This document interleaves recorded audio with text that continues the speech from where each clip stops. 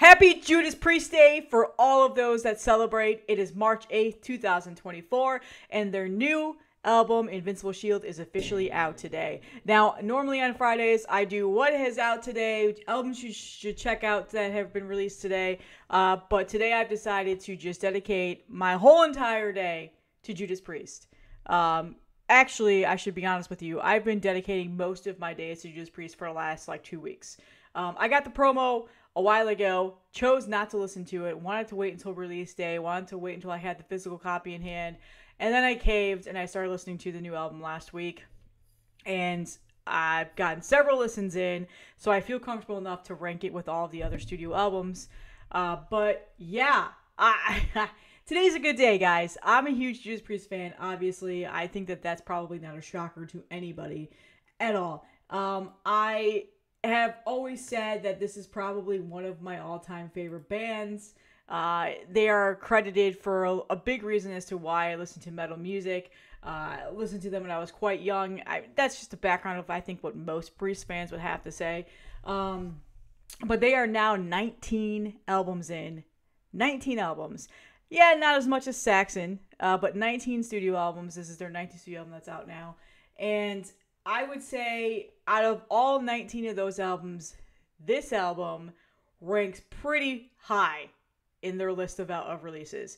I didn't really have high expectations, I'm not going to lie. I saw the announcement for the Priest album and I was like, fuck yeah, I'm excited about that. But at the same time, didn't have high hopes for it. And the reason for that is because, they're not getting any younger.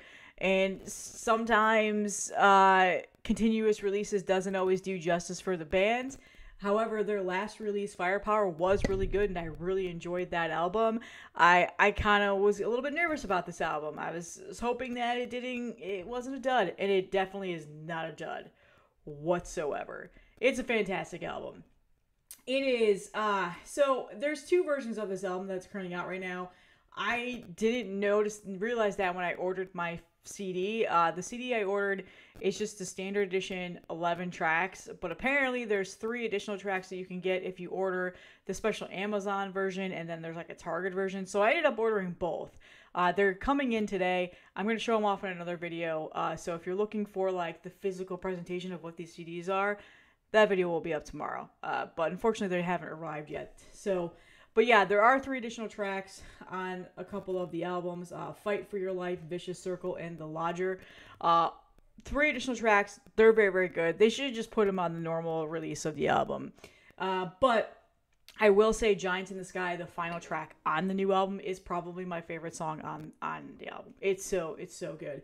It's a perfect album ender. Technically album ender if you don't count those 3 additional tracks. It gets stuck in my head. It's by far my favorite song. Some other highlights that everybody knows already is Devil in Disguise. That one is a slower tempo song, but it's also so good. It's very much an 80s Priest feeling sound. Some of this album really goes back to a lot of the 80s Priest albums that I absolutely love, like obviously Screaming for Vengeance and stuff like that. It's like there's a lot of that older sounding to it, but also with the newer modern sound that they've incorporated into their music. As God Is My Witness is also another great song. I mean, for the most part, the whole entire album is really good. There's not a single skip on it at all. And this is a very biased opinion, by the way. Keep that in mind. If you're looking for a super critical review, I'm sure there will be one on YouTube somewhere. I couldn't tell you from who, because I think for the most part, if you're a Priest fan, you're going to absolutely love this album. I don't really have anything negative to say about it at all. Rob Halford, 72 years old, still sings falsetto perfectly, still sounds incredible. The guy his voice is still there. Not much aging is shown on this. The guitars are spectacular. The drums are spectacular. The mix, the production, everything is just super stellar.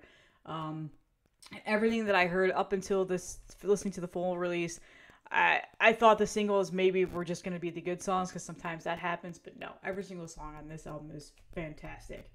But yeah, Giants in the Sky, probably my favorite album. So that's my mini review, my half-ass mini review. Let's get into the meat and potatoes of the reason why I'm doing this video, and that is ranking all of the studio albums.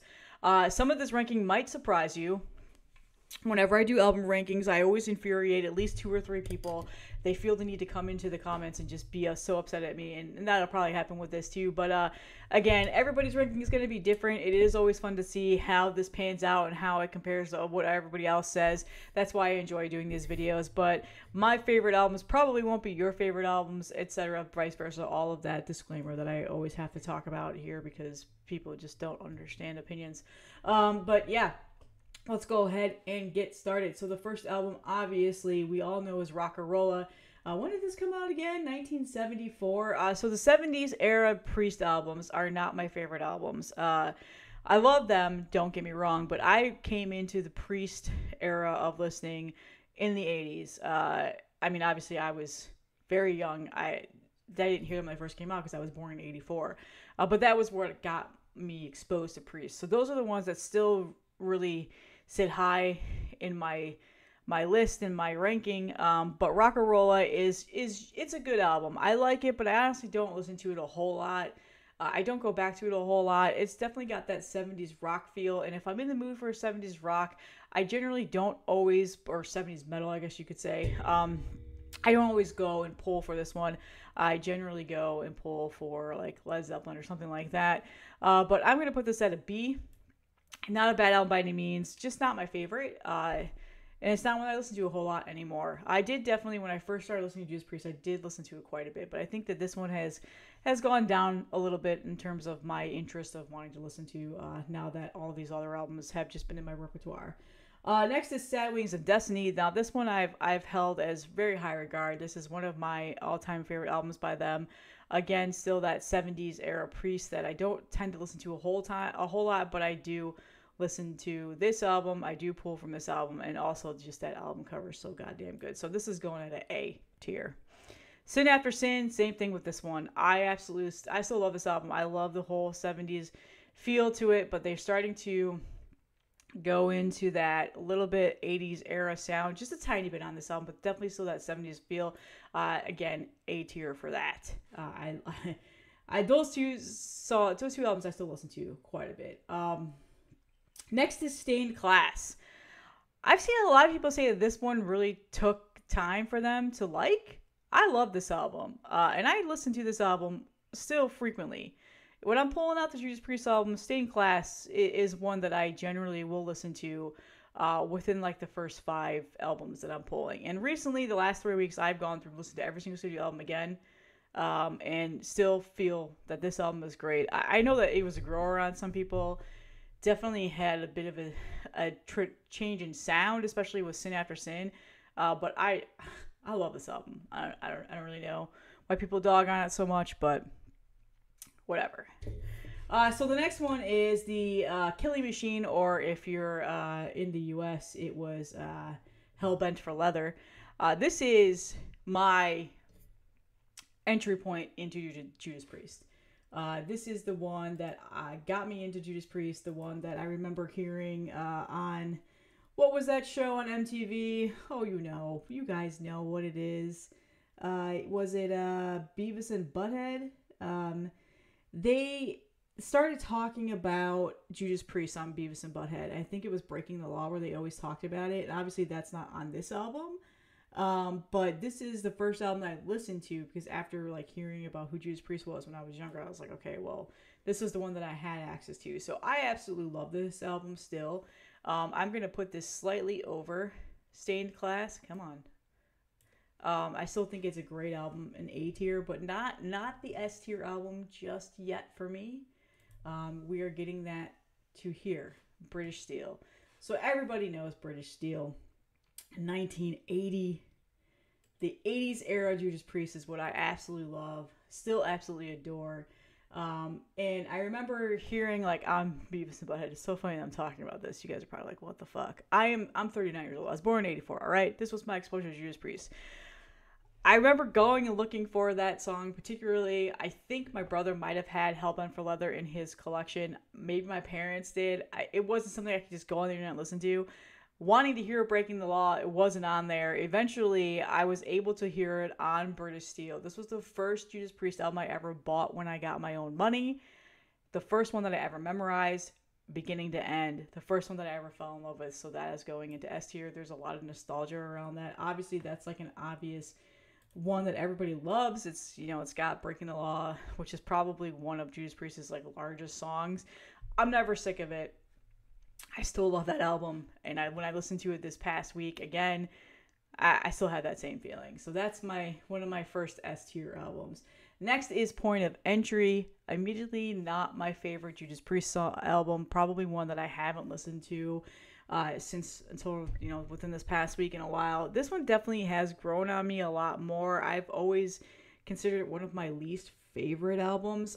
This one is, they flew across the world. I can't remember where they flew to. And I feel like this one was the one where they just made the album to satisfy their label at the time. And the members of the band have, you know, they talked highly of it, but there was just no oomph for me on this one.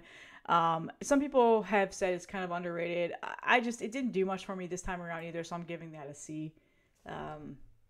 Again, it could grow on me if I listened to it a little bit more, but it was just one that I don't really go to a whole lot. Next is, obviously, Screaming for Vengeance.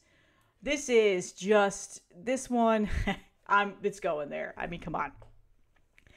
This is right up there as Don't Break the Oath from Merciful Fate for me. This album is a 10 out of 10, one of the best metal albums ever written, and I feel that way about Don't Break the Oath. I don't think I need to say anything else about this album. Everybody knows it, so it's going there. It's S tier. Amazing. Same with Defenders of Faith. Again, I'm such a huge 80s Priest fan. This one is going as my number 2 in the S tier. And then Turbo. You guys, everybody dogs on this album. I don't know why. I love this album. I know it's definitely got more of the glam rock feel. It's a little bit slower paced. It's not as heavy. It's not as metal sounding. But Jesus Christ, I love this album.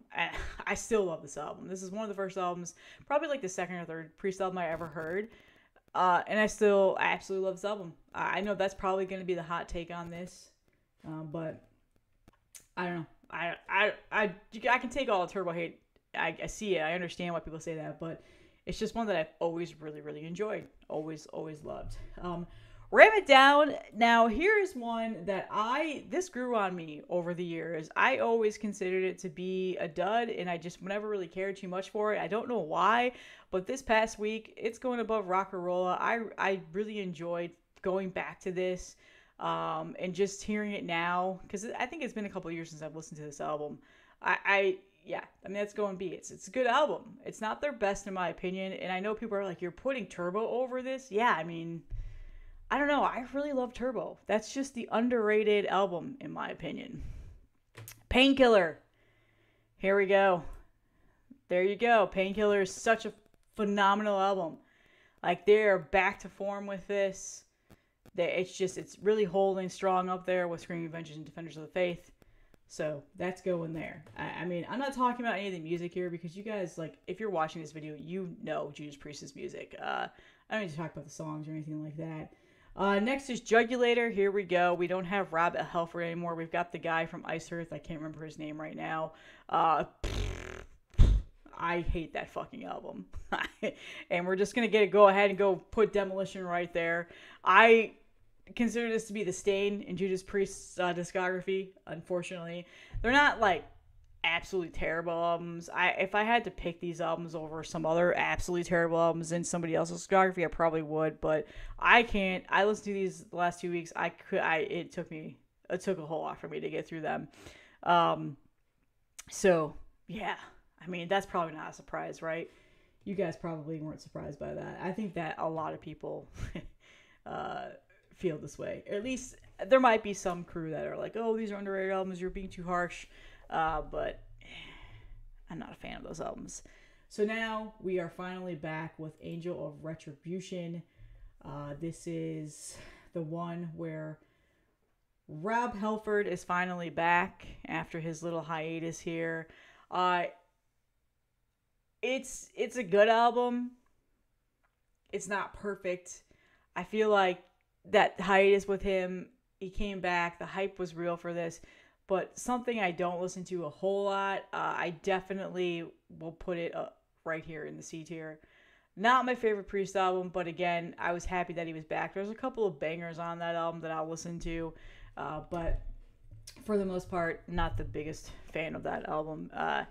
Just, I was, a little bit weary when he came back. Again, maybe I'm being harsh on it, but it's just one that I don't feel myself listening to. Nostradamus is next. This is the first concept album that they've ever done about Nostradamus. Good album. Not great. One that I don't pull a whole lot. This is going as a C tier as well. Just not my favorite. These three are probably the ones that I will listen to. Well, these two, the least amount, if I'm going to be honest with you. But yeah. So now we're getting into the final three albums that have been out so far. Redeemer of Souls. I loved this album. I'm putting it slightly above Rock-A-Rolla, next to Ram It Down. They're really just, I think they're starting to hit a stride now. This album was really good. Did I see this tour live? I can't remember. God damn, when did this come out? This came out in 2014. Yeah, they were on a festival. I'm blanking. Anyway, it was good. Judas Priest is incredible live. If you ever get a chance to see him, I hope that there's going to be a tour. I think there's a tour already announced. I'm hoping I can see them. Hoping they come to Florida. But yeah, that's a great album. I like that album a lot. Redeemer of Souls that made me start to feel like, okay, they're not done yet. They've still got some juice in the tank, and they proved that with Firepower. Firepower was a phenomenal record. I absolutely love this album. It's going slightly above Turbo here. It blew me away. 2018.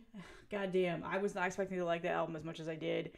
One of these, legendary metal bands like Iron Maiden, Saxon, Judas Priest, when they start to release albums this late into their career, like super late into their career, they've been around for a very long time, I get a little bit nervous. I'm not going to lie, but that album, those nerves went away, and now we're at Invincible Shield, and this one just blew me away even more.